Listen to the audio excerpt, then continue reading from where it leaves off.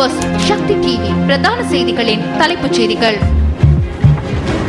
வணக்கம், இது news first பிரதான செய்திகளின் இன்றைய தலைப்புச் செய்திகள். காணாமல் போனோர் தொடர்பான சாட்சியங்களை விசாரணை செய்யும் 2ஆம் கட்டம் மட்டக்களப்பில் இன்று ஆரம்பம். மோசடி என்பது ஜனநாயகத்தின் ஒரு பங்கு என்கிறார் அமைச்சர் ராஜித சேனாரத்ன. நாட்டில் உராய்வு நீக்கும் எண்ணெய்க்கு தட்டுப்பாடு நிலவும் அபாயம்.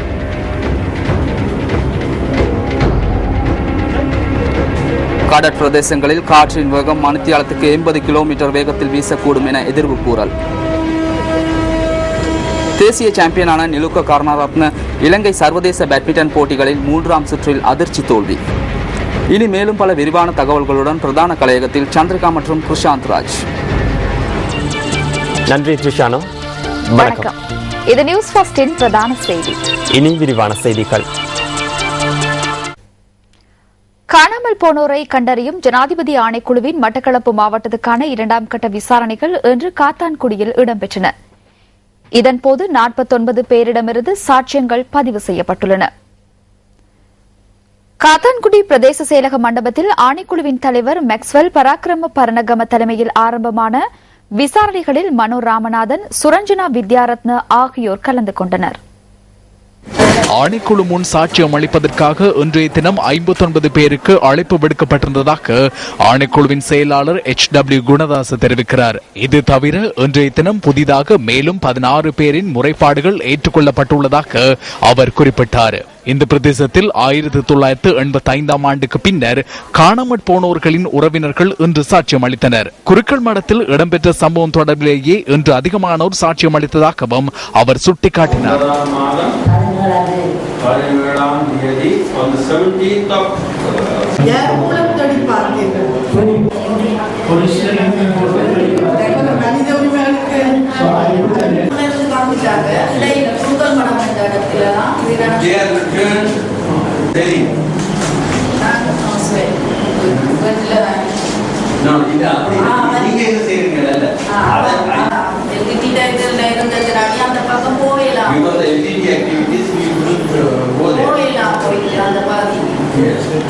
எங்க வச்சு கடற்கரை உங்களுக்கு கிடைச்சதா?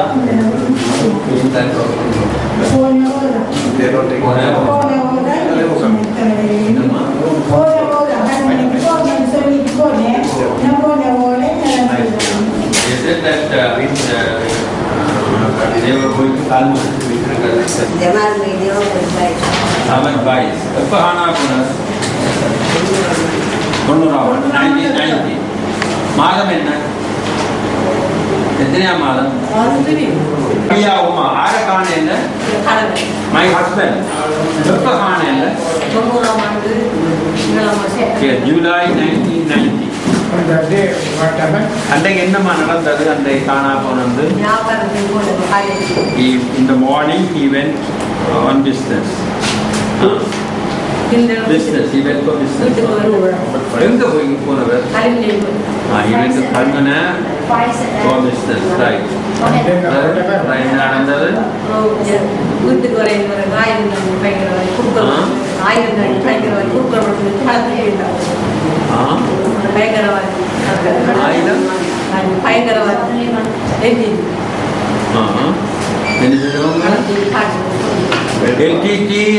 LTT terrorist abducted him and took him into the jungle.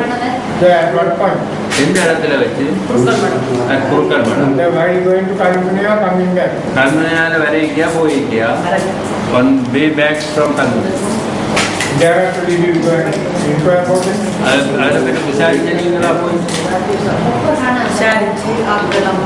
Yes, we went to inquire. People went and inquired for him. என்ன நடந்தது? And we were told that he had been murdered. Who is missing?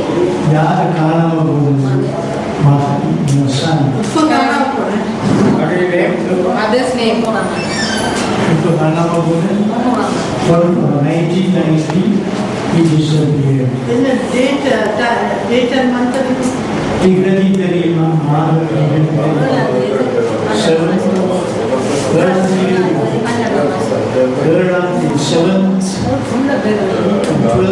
July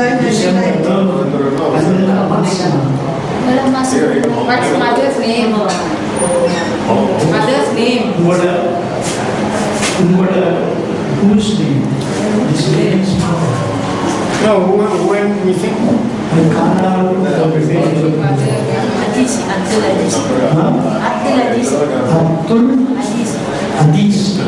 Who is? அவர் உங்களுக்கு இந்த son. Son. Son, it is a son.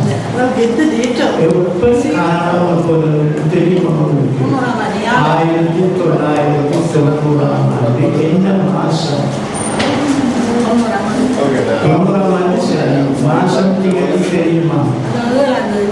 7ஆம் திகதி 7, date is 7, 7ஆம் திகதி மாதம் December 12ஆம் மாதம். No, that day was he with you? அன்றைக்கு உங்களோட மகன் இருந்தவரா வீட்டில்? காலையில் இருந்தவர். My son was there in the morning with me at home on this particular day. எங்க இருக்கிறது? எங்க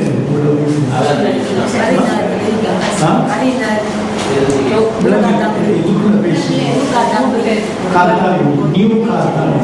Yeah, but how did he go missing? நீங்களும் நியூ காத்தாரி புது காத்தாரி இருந்தீங்க.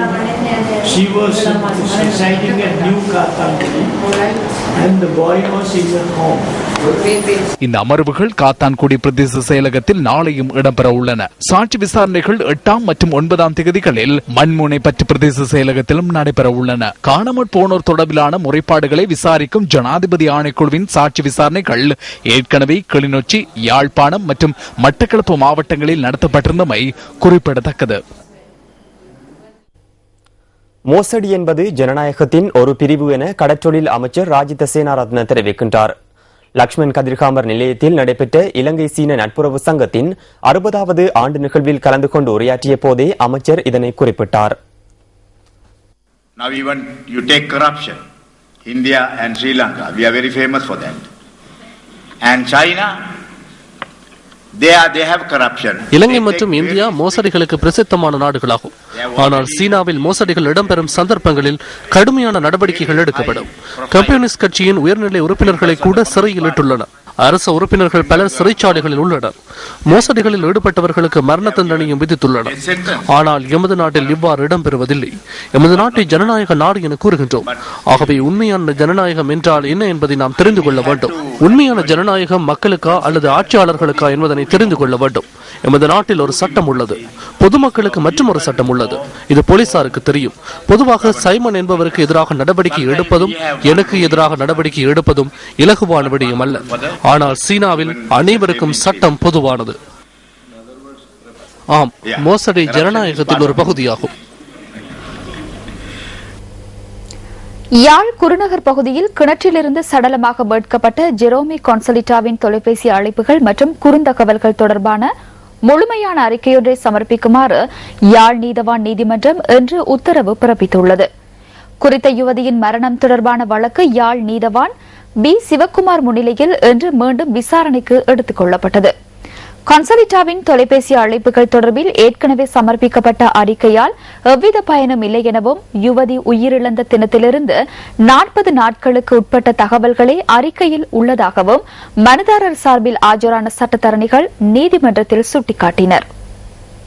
பாதிரியார்களுடைய பிரச்சினை பெற்றோருக்கு தெரியவந்த காரணத்தினால் தொலைபேசி பறிமுதல் செய்யப்பட்டதால் ஜெரோமி கொன்சலிட்டா குறித்த காலப்பகுதியில் தொலைபேசியை பயன்படுத்தவில்லை என்றும் சட்டத்தரணிகள் தெரிவித்துள்ளனர். இதற்கமைய ஜெரோமி கொன்சலிட்டாவின் கடந்த ஜனவரி மற்றும் பிப்ரவரி மாதங்களுக்கான தொலைபேசி அழைப்புகள் மற்றும் குறுந்தகவல்களை அடிப்படையாக கொண்டே விசாரணை முன்னெடுக்கப்பட வேண்டும் என்றும் மனுதாரர் சார்பில் ஆஜரான சட்டத்தரணிகள் கோரிக்கை விடுத்துள்ளனர். அத்துடன் யுவதியின் மரணம் தொடர்பில் சட்ட வைத்திய அதிகாரி வழங்கியுள்ள அறிக்கையில் குறிப்பிட்ட குறிப்பிடப்பட்டுள்ள நேரத்திற்கும் சம்பவம் இடம்பெற்ற நேரத்திற்கும் இடையில் வேறுபாடு காணப்படுவதாகவும் சட்டத்தரணிகள் தெரிவித்துள்ளனர்.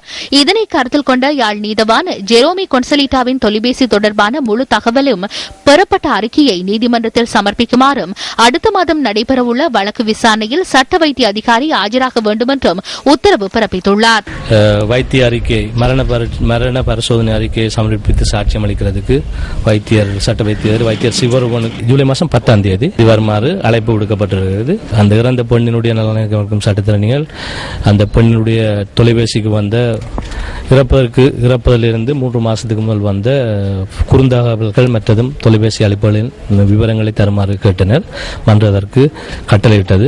நிலையிலவே போலீசாரினால் அது எடுக்கப்பட்டிருக்கிறது. அந்த விவரங்கள் புறப்பட்டு நீதிமன்றத்திலே பாரப்படுத்தப்பட்டிருக்கின்றது. இந்த வழக்கு விசாரணை அடுத்த மாதம் 10ஆம் தேதி வரை ஒத்திவைக்கப்பட்டுள்ளது.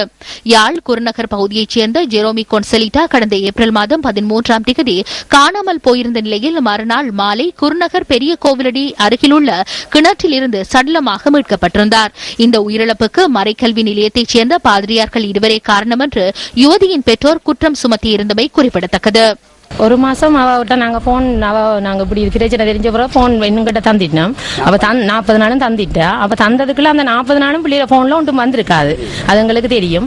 அதுக்கு முதல் 2 மாதம் தான் இவட தொடர்பு இருந்திருக்கு. தையும் மாசியும் தான் பிள்ளைய போன்ல இவட போன்ல இருந்து வந்த மெசேஜ்களோ இல்லாட்டி என்ன போனுகளோ அவையில 2 தையோ SMS என்னண்டானா வந்தா 2 மாதத்துக்கு முந்தினதான் இருக்கும். தையும் மாசியும் தான் இருக்கும்.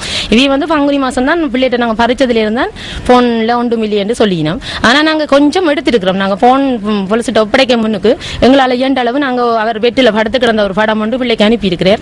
அந்த படம் எடுத்திருக்கிறோம். அதை எடுத்திருக்கிறோம். நீங்கள் இந்த போட்டோ இது ஒன்று எடுக்க வேண்டாம், ஆர்ப்பாட்டம் காட்ட வேண்டாம், ஃபாதர் மேல நீங்கள் இதண்ட வேண்டாம், மரியாதை இல்லை. உங்களுக்கு வார 6ஆம் தேதி கேஸ் தள்ளுப்பட உங்களுக்கு மான நஷ்ட வழக்கெடுப்படும். நீங்கள் பேப்பர் போட்டு காணாமல் உட்பாதையால போங்கோ என்று எங்களை நாங்கள் வச்ச புரோட்டோமேர் எங்களை கதைக்க வேணாம் கொள்ள வேண்டாம் சொன்னவே இவைய நம்பி நடந்த நாங்கள். ஆனால் எங்கள்கிட்ட 10 காசும் பண்ணே இல்லை. எங்களுக்காக கதைக்கிறோம் சொல்லி போட்டு எங்களை பேர்ந்தவர் பெரியவர் வராமல் 2-3 நாளும் வராமல் மாட்டாண்டார். அரசியலமைப்பின் பிரகாரம் வடக்கு மற்றும் கிழக்கு மாகாண நிர்வாக மொழியான தமிழில் கடித தொடர்பு வைப்பதில் தவறில்லை என வடமாகாண சபையின் தவிசாளர் CVK சிவஞானம் தெரிவித்துள்ளார். தமிழில் கடித தொடர்பு வைப்பது தொடர்பில் ஜாதிக ஹெல உரிமைய அண்மையில் வெளியிட்ட கருத்து குறித்து அவர் நியூஸ் ஃபர்ஸ்டுக்கு இவ்வாறு கருத்து வெளியிட்டார். கடந்த மாகாண சபை அமர்வின் போது இந்த இலங்கை நாட்டிலே இருக்கக்கூடிய பயங்கரவாத தடை சட்டத்தை நீக்க வேண்டும் என்ற ஒரு தீர்மானம் நிறைவேற்றப்பட்டிருந்தது. கோரிக்கையை சகல பாராளுமன்றத்தில் அங்கம் வகிக்கின்ற சகல கட்சித் தலைவர்களுக்கும் செயலாளர்களுக்கும் அனுப்ப வேண்டும் என்று முடிவு செய்யப்பட்டிருந்தது. அந்த தீர்மானத்தின் பிரதிகள் அனுப்பப்பட்டு தமிழ் இந்த வடக்கு கிழக்கு மாகாணத்தினுடைய நிர்வாக மொழி என்பது அரசியலமைப்பினுடைய 16வது திருத்தத்தின் மூலம் தெளிவாக கூறப்பட்டிருக்கிறது. ஆகவே எங்களுடைய நிர்வாக மொழியான தமிழில் நாங்கள் கடித தொடர்புகளை வைப்பதில் எந்த தவறும் இல்லை. ஜாதிக ஹெல உரிமையா போன்றவர்கள் தாங்கள் தேசிய கட்சி என்று சொல்லுவார்கள். நாங்கள் தமிழிலே அனுப்புகின்ற கடிதத்தை அவர்கள் புரிந்து கொள்ளக்கூடிய ஏற்பாடு அவர்களை இருந்திருக்க வேண்டும். அப்பாறு இல்லாமல் இனவாத நோக்கோடு எங்களுடைய உரிமையை மறக்கும் வகையில் அறிக்கப்பட்டிருப்பது மனவருத்தத்துக்குரிய விடயமாகும். சிங்கள மொழியிலே எங்களோடு தொடர்பு கொள்ள முடியும். அப்படியான தொடர்பு கொள்வது நாங்கள் அவர்களுக்கான மறுமொழியை சிங்களத்திலோ அல்லது ஆங்கிலத்திலோ வழங்குவதற்கு ஆயத்தமாகவே எப்பொழுதும் இருக்கிறோம். சிங்கள மொழிக்கான உரிய இடம் அரசியல் அமைப்பில் இருக்கக்கூடிய இடத்தை நாங்கள் வழங்கித்தான் வருகிறோம். அதே நேரம் எங்களுக்கு வழங்கப்பட்ட உரிமையின்படி இது நிர்வாக மொழியின் நீதி நிர்வாக மொழியுமான வடக்கு கிழக்கிலே தமிழ் இருப்பதனால் அந்த வகையிலே தான் எங்களுடைய கடிதம் அனுப்பப்பட்டது. ஆகவே இதில் எந்த தவறும் இல்லை.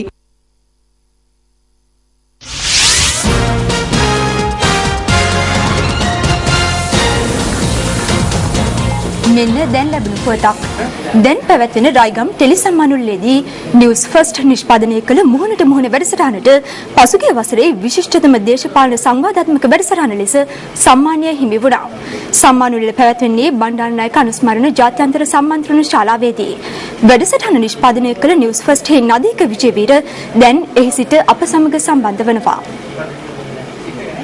කොළඹ බණ්ඩාරනායක සම්මන්ත්‍රණ පරිශ්‍රයේ මේ වන විට පැවැත්වෙන රයිගම් ටෙලි 2013 සම්මාන රාත් වාණි සම්මාන රාත්‍රියේ තවත් සම්මානයක් නිවුස් ෆස්ට් වෙත ප්‍රධාන හිමි වුණා. ඒ තමයි වසරේ විශිෂ්ටතම රූපවාහිනී දේශපාලන කතිකාවතරාන ජ්‍යෙෂ්ඨ මාධ්‍යවේදී සුසිල් කිනෙල්විඩිය මහතා විසින් මෙහෙ වූ මෙම මුහුණට මුහුණ වැඩසටහන සඳහා සම්බන්ධ වුණේ වසර 7කට පසුව රූපවාහිනී මාධ්‍ය හමුවේ පෙනී සිටමින් ඇය දෙකක රූපවාහිනී සංවාදයක් සඳහා එක් වූ ඉක්මු ජනාධිපති චන්ද්‍රිකා බණ්ඩාරනායක කුමාරතුංග මහත්මිය සමග කළ මුහුණට මුහුණ දේශපාලන කතිකාවතරාන සඳහා තමයි මෙම වසරේ 2013 වසරේ විශිෂ්ටතම Rupani தேசபாலன கதிகாவர்த்தன சம்மானය Tirunelveli.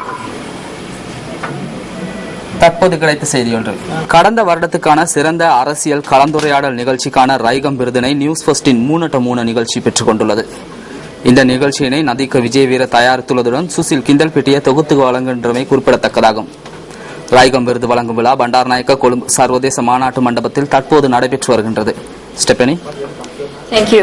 The Mohana to Mohana program produced by News First bagged the award for the best political discussion program at the Raigam Tele Awards a short while ago. The program was produced by News First Nadika Vijayveera and was hosted by Susil Kindelpitiya. The Raigam Tele Awards is currently being held at the BMICH, Colombo.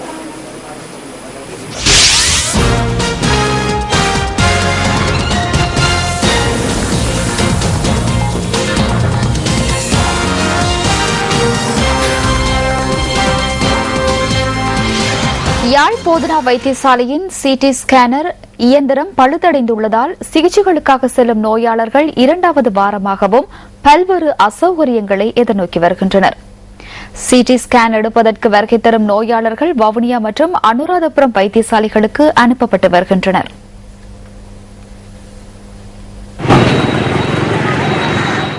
இதுகுறித்து சுகாதார அமைச்சுக்கு அறிவிக்கப்பட்டுள்ளதாக யாழ் போதனா வைத்தியசாலையின் பிரதிபலிப்பாளர் சுட்டிக்காட்டியுள்ளார்.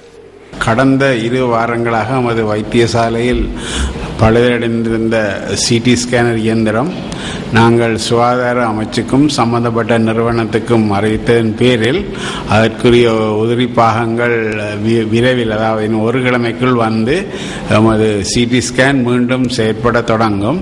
இதுவே இந்த CT scan பழுதடைந்ததனால் நோயாளிகள் பெரும் சிரமத்தை எதிர்நோக்க வேண்டி இருந்தது. நாங்கள் நோயாளிகளை அனுராதபுரம் மற்றும் வவுனியா வைத்தியசாலைகளுக்கு சிடி ஸ்கேனுக்காக அனுப்ப வேண்டி இருந்தது. எனவே இது விரைவில் திருத்தினுடன் நோயாளர்களின் சௌகரியங்களும் தீர்ந்துவிடும் என்று நாங்கள் எதிர்பார்க்கின்றோம். சிடி ஸ்கேனுக்காக சுமார் 10 தொடக்கம் 12 நோயாளிகள் தினமும் எங்களுக்கு வந்து கொண்டிருக்கின்றார்கள். இதனால் நாங்கள் சிடி ஸ்கேன் திருத்துவதை மிக விரைவாக துரிதப்படுத்தி இருக்கின்றோம். யாழ்ப்பாண குடாநாட்டில் இருந்து ஏனைய பகுதிகளிலிருந்தும் பெருமளவான நோயாளிகள் சிடி ஸ்கேன் தேவைப்படுவதால் இது மிக அத்தியாவசியமான ஒன்றாக காணப்படுவதால் தான் நாங்கள் இதை மிக விரைவாக திருத்தக்கூடிய நடவடிக்கை எடுக்குமாறு கேட்டுக்கொண்டிருக்கின்றோம். இதேவேளை யாழ் போதனா வைத்தியசாலையில் காணப்படும் வசதிகள் தொடர்பில் பெருமை அடைவதாக வடமாகாண ஆளுநர் மேஜர் ஜெனரல் GA சந்திரசிறி நேற்றைய தினம் தெரிவித்திருந்தார். Our hospital, the central hospital which is available to us, யாழ்ப்பாணத்தில் உள்ள இந்த வைத்தியசாலையானது நாட்டில் காணப்படும் சிறந்த வைத்தியசாலைகளில் ஒன்றாகும்.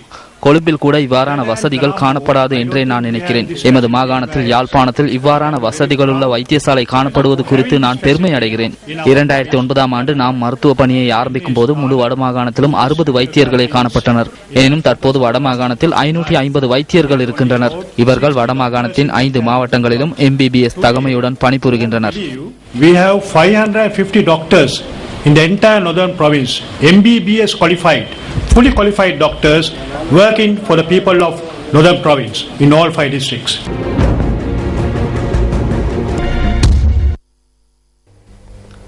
தடுத்து வைக்கும் உத்தரவின்றி கிளிநொச்சியில் கைது செய்யப்பட்ட தாயும் மகளும் உயர் நீதிமன்றத்தில் தாக்கல் செய்த வழக்கில் விடயங்களை உறுதிப்படுத்துவது எதிர்வரும் 27ஆம் திகதி வரை ஒத்திவைக்கப்பட்டுள்ளது.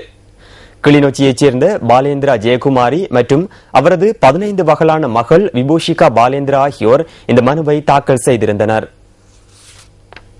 இவர்கள் இருவரும் கடந்த மார்ச் மாதம் 13ஆம் திகதி கைது செய்யப்பட்டிருந்தனர். தமிழீழ விடுதலை புலிகள் இயக்கத்துடன் தொடர்புடைய ஒருவருக்கு அடைக்கலம் வழங்கிய சம்பவம் தொடர்பில் இவர்கள் கைது செய்யப்பட்டிருந்தனர். இவ்வாறு கைது செய்யப்பட்டதன் மூலம் தமது மனித உரிமைகள் மீறப்படுவதாக தெரிவித்து அவர்கள் கடந்த மே மாதம் 7ஆம் திகதி உயர் நீதிமன்றத்தில் வழக்கு தாக்கல் செய்திருந்தனர். பாலேந்திரா ஜெயக்குமாரி தற்போது பூசா தடுப்பு முகாமில் தடுத்து வைக்கப்பட்டுள்ளதுடன் அவரது மகள் பாலேந்திரா ஜெயக்குமாரி நன்னடத்தை பிரிவிடம் ஒப்படைக்கப்பட்டுள்ளார். சம்பவம் தொடர்பில் இதுவரையில் சமர்ப்பிக்கப்படாதுள்ள தடுத்து வைக்கும் உத்தரவினை நீதிமன்றத்தில் சமர்ப்பிக்குமாறு மனுதாரர்கள் சார்பில் ஆஜரான சட்டத்தரணிகள் உயர் நீதிமன்றத்தில் தெரிவித்தனர். எனினும் நீதிபதியினால் இன்றைய தினம் வழக்கு விசாரணைக்கு சமூகம் அளிக்க முடியாது போயுள்ளதால் வழக்கு விசாரணை ஒத்திவைக்கப்பட்டுள்ளதாக நீதிபதி சார்பில் ஆஜரான அரச சட்டத்தரணி நீதிமன்றத்தில் தெரிவித்தார்.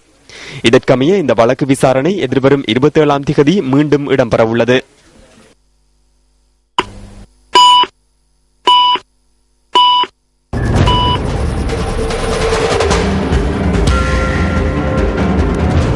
බස්නාහිර සබරගමුව மத்தியம மேல் மாகாணம், சப்ரகமுவ மற்றும் மத்திய மாகாணம் உள்ளிட்ட காலி மற்றும் மாத்தறை மாவட்டங்களில் அதிக மழை வீழ்ச்சி எதிர்பார்க்கப்படுகின்றது. அத்துடன் இந்த மழை வடமேல் மாகாணத்திலும் எதிர்பார்க்கப்படுகின்றது. மேல் மற்றும் தென்கரையோர பிரதேசங்களில் இடியுடன் கூடிய மழை பெய்யக்கூடும். காற்று தென்மேற்கு திசையிலிருந்து வீசுவதுடன் மணிக்கு 70 தொடக்கம் 80 கிலோமீட்டர் வேகத்தில் வீசக்கூடும்.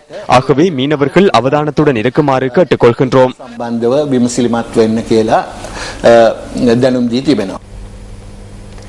இதேவேளை களுத்துறை, காலி, ரத்தினபுரி, கேகாலை மற்றும் நுவரெலியா ஆகிய மாவட்டங்களில் எதிர்வரும் 24 மணித்தேலங்களுக்கு மண் சரிவு அபாய எச்சரிக்கை நீடிக்கப்பட்டுள்ளது. மண்சரிவு அபாய எச்சரிக்கை விடுக்கப்பட்டுள்ள மாவட்டங்களுக்கு தொடர்ந்தும் மழை வீழ்ச்சி காணப்படுமாயின் அந்த பிரதேசங்களில் வாழும் மக்கள் கூடிய அவதானத்துடன் செயற்படுமாறு இடர் முகாமைத்துவ மத்திய நிலையத்தின் உதவி பணிப்பாளர் பிரதீப் கொடிப்பிலி தெரிவித்துள்ளார். மண்சரிவு மற்றும் மண்மேடுகள் இடிந்து வீழ்தல் போன்ற அனர்த்தங்கள் அடையாளம் காணப்பட்டுள்ள இடங்களிலிருந்து பொதுமக்கள் கூடிய அவதானத்துடன் இருக்க வேண்டும் என்றும் அவர் குறிப்பிட்டுள்ளார். வெள்ளம் மற்றும் மண்சரிவு காரணமாக தற்போது 29,200 குடும்பங்களைச் சேர்ந்த 1,19,498 பேர் பாதிக்கப்பட்டுள்ளனர். அவற்றுள் 4,498 குடும்பங்களைச் சேர்ந்த 8,285 பேர் தற்போது பாதுகாப்பாக 89 இடங்களில் தங்க வைக்கப்பட்டுள்ளனர். இதேவேளை 1,534 வீடுகளுக்கு பகுதி அளவில் சேதம் ஏற்பட்டுள்ளதுடன் 232 வீடுகள் முழு அளவில் சேதமடைந்துள்ளதாக இடர் முகாமைத்துவ நிலையம் தெரிவிக்கின்றது. சீரற்ற காலநிலை காரணமாக உயிரிழந்தவர்களின் எண்ணிக்கை 26ஆக அதிகரித்துள்ளது. கழுகங்கை பெருக்கெடுத்தமையினால் களுத்துறை மாவட்டத்தின் பல பிரதேசங்கள் நீரில் மூழ்கியுள்ளதுடன் பல இடங்களில் 9 அடி உயரத்துக்கு நீர்மட்டம் காணப்படுகிறது. அந்த மாவட்டத்தில் 15,834 குடும்பங்களைச் சார்ந்த 66,084 பேர் பாதிக்கப்பட்டுள்ளதாக இடர் முகாமைத்துவ மத்திய நிலையம் தெரிவித்துள்ளது. இதேபோன்று 103 வீடுகள் முழு அளவில் சேதமடைந்துள்ளதுடன் 345 வீடுகள் பகுதியளவில் சேதமடைந்துள்ளன. சீரற்ற காலநிலை காரணமாக களுத்துறை மாவட்டத்தில் 14 பேர் உயிரிழந்துள்ளதுடன் காணாமல் போன ஒருவரின் சடலம் நேற்று மீட்கப்பட்டுள்ளது. ஹொரண ஊருகுடாவ பிரதேசத்தில் வசித்த 38 வயதான சூரிய ஆராய்ச்சிகே நிஷாந்த் என்பவரை இவ்வாறு உயிரிழந்துள்ளார். தனது வீட்டுக்கு அருகில் இருந்த மாடுகளை கொண்டு வருவதற்காக சென்றபோது வெள்ளத்தில் அடித்துச் செல்லப்பட்டு கடந்த 4ஆம் திகதி இவர் காணாமற் போயிருந்தார்.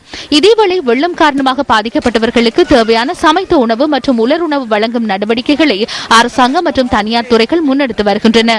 எவ்வாறாயினும் பாதிக்கப்பட்ட பிரதேசங்களுக்கு நிவாரணம் வழங்குவதில் சிக்கல் நிலை காணப்படுவதாக எமது பிராந்திய செய்தியாளர் தெரிவித்துள்ளார். வீதிகள் வெள்ளத்தில் மூழ்கியுள்ளமையினால் ஹொரண வால்பிட்ட பிரதேசத்தில் உயிரிழந்தவரின் இறுதிக்கிரைகளை முன்னெடுப்பதில் பெரும் சிரமம் ஏற்பட்டுள்ளது.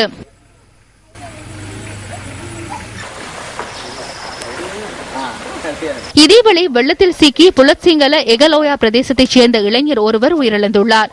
வாளி மரத்தின் உதவியுடன் வெள்ளத்தில் சென்றமையினால் இவர் உயிரிழந்துள்ளதாக எமது பிராந்திய செய்தியாளர் தெரிவித்துள்ளார். 24 வயதான கே ரஞ்சித்குமார் என்ற இளைஞரை இந்த அனர்த்தத்தில் சிக்கி உயிரிழந்துள்ளார். இந்த பிரதேசத்தில் நீர்மட்டம் தற்போது குறைவடைந்து வருவதுடன் வெள்ளத்தில் பாதிக்கப்பட்ட பல இடங்களை அந்த பிரதேச மக்கள் சீர் செய்வதை காண முடிகிறது.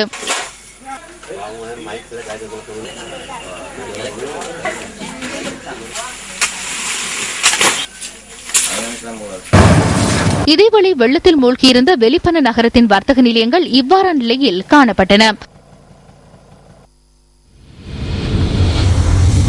இதேவேளை களனிகங்கை பெருக்கெடுத்தமையினால் நீரில் மூழ்கியிருந்த பல பிரதேசங்கள் தற்போது வழமை நிலைக்கு திரும்பி வருகின்றன. மல்வான யாப்பரதுவ பிரதேசத்தில் மக்கள் தமது வீடுகளை சுத்தப்படுத்தும் காட்சிகளே இவை. வெள்ளத்தினால் கழிவுகள் அடித்துச் செல்லப்பட்டு வீடுகளுக்குள் சென்றுள்ளன. ஆடை தொழிற்சாலையின் கழிவுகளை இவ்வாறு வெள்ளத்தில் அடித்து வரப்பட்டுள்ளதாக பிரதேசவாசிகள் தெரிவிக்கின்றனர்.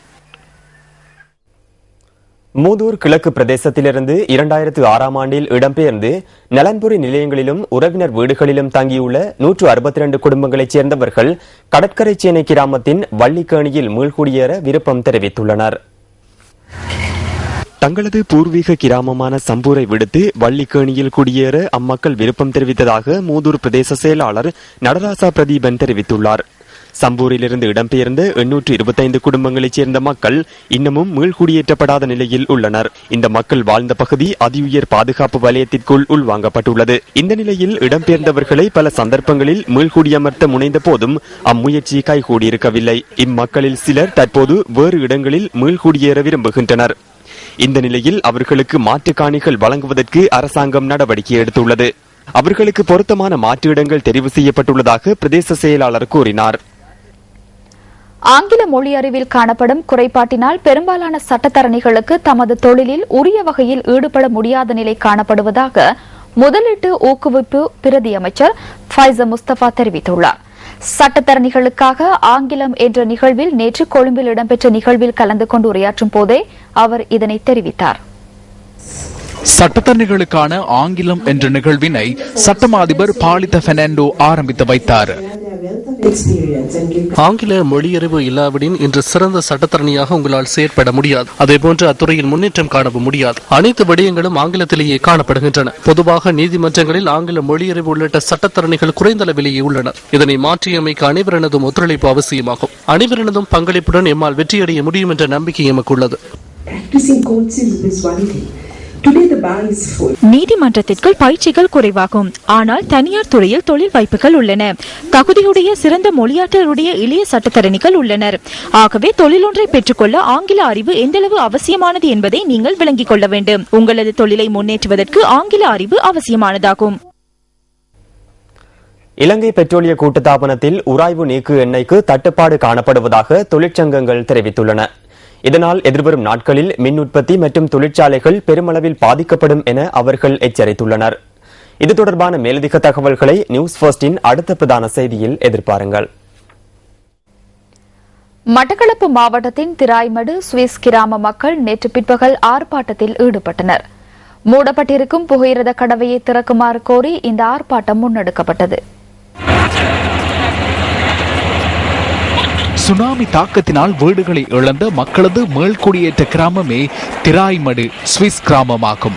2004ஆம் ஆண்டு சுனாமி தாக்கத்தினால் பாதிக்கப்பட்ட நாவலடி, டச்பார், புதுமுகத்துவாரம், திருச்செந்தூர் மற்றும் பாலமீன்மடு கிராமத்தைச் சேர்ந்த சுமார் 2000 குடும்பங்களை திராய்மடு சுவிஸ் கிராமத்தில் மீள்குடியேற்றப்பட்டன. திராய்மடு சுவிஸ் கிராமத்திற்கு செல்லும் பிரதான நுழைவாயிலாக திகழ்ந்த புகையிரத கடவை கடந்த 9 மாதங்களாக மூடப்பட்டுள்ளது. இதன் காரணமாக தாம் போக்குவரத்து செய்வதில் பல அசௌகரியங்களை எதிர்நோக்கி வருவதாக பிரதேச மக்கள் விசனம் தெரிவிக்கின்றனர். 2000க்கும் மேற்பட்ட குடும்பங்கள் வாழுகின்ற இந்த சுவிஸ் கிராமத்துக்கு பிரதான பாதையாக விளங்கியது இந்த பாதை மட்டும்தான். இந்த பிரதான வீதியை இப்போ கடந்த 9 மாத காலமாக மூடப்பட்டு இருக்கின்றது. இந்த பாதையானது பல வருட காலங்களாக ஏறக்குறைய சுனாமிக்கு பிறகு பல வீட்டு திட்டங்கள் வந்த பிறகு பாதிக்கப்பட்ட பாதையானது திடீர் என்பதாக கடந்த 9 மாதங்களாக என்ன காரணம் என்று தெரியாமல் மூடப்பட்டுள்ளது. தற்போது 5 கிலோமீட்டர் தூரம் சுற்றியே திராய்மடு சுவிஸ் கிராமத்திற்கு செல்ல வேண்டிய துப்பாக்கிய நிலை இவர்களுக்கு ஏற்பட்டுள்ளது. இந்த கிராமத்தில் அமைந்துள்ள 3 பாடசாலைகளுக்கு வருகை தரும் ஆசிரியர்கள், மாணவர்கள் பல இன்னல்களுக்கு மத்தியில் பயணிக்க வேண்டிய நிலை ஏற்பட்டுள்ளது. இந்த பாதை எங்களுக்கு தந்தா மாணவர்களும் இலகுவாக 7:30 முதல் சமூகம் அளிக்கக்கூடியதாகவும் ஆசிரியர்களும் இலகுவாக சமூகம் அளித்து மாணவர்களுடைய கற்பித்தல் நடவடிக்கைகளில் ஈடுபடக்கூடியதாகவும் இருக்கு. நான் பாளையமட்டிலிருந்து வருகிறேன். இங்கே வரும்போது நான் பாடசாலை போவது கடும் லேட்டாக தான் போகுது. நான் அசம்பிளிக்கும் சமூகம் கொடுக்கவில்லை. இந்த கிராமத்தில் உள்ள வைத்தியசாலை மற்றும் தேவாலயத்திற்கு வருகை தரும் மக்கள் கிராமத்திற்குள் நுழைவதற்காக நாள்தோறும் போராடி வருகின்றனர். மோட்டார் சைக்கிள்களை புகையிரத கடவையூடாக தள்ளிக்கொண்டு பயணிக்கும் நிலையே காணப்படுகிறது. இந்த புகையிரத கடவை மூடப்பட்டமையினால் சேவையில் ஈடுபட்டு வந்த அரசு தனியார் பேருந்துகள் தற்போது தமது சேவையை இடைநிறுத்தியுள்ளன. புகையிரத கடவையை திறக்குமாறு கோரி சம்பந்தப்பட்ட அதிகாரிகளுக்கு தெரியப்படுத்திய போதிலும் இதுவரை எந்தவித நடவடிக்கைகளும் எடுக்கப்படவில்லை என பிரதேச மக்கள் தெரிவிக்கின்றனர். எல்லா இடங்களிலும் முறையிட்டும் எந்த விதமான பிரயோஜனமும் இல்லை. சகலருக்கும் நாங்கள் இதை பற்றிய எல்லா விவரங்களையும் கூறியும் இதுவரை காலமும் எந்தவித ஒரு நடவடிக்கையும் இது எடுக்கப்படவில்லை. இனி விளையாட்டுச் செய்தி.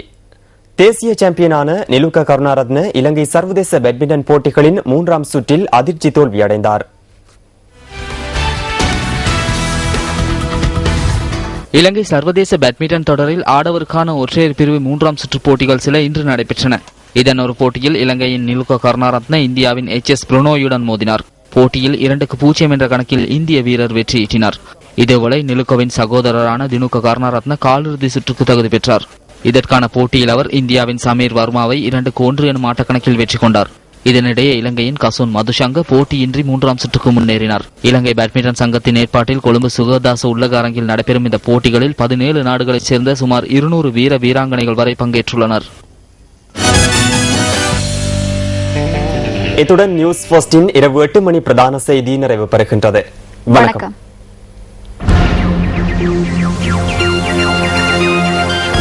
Hotline 0114-896-896 www.newsfirst.lk. Feedback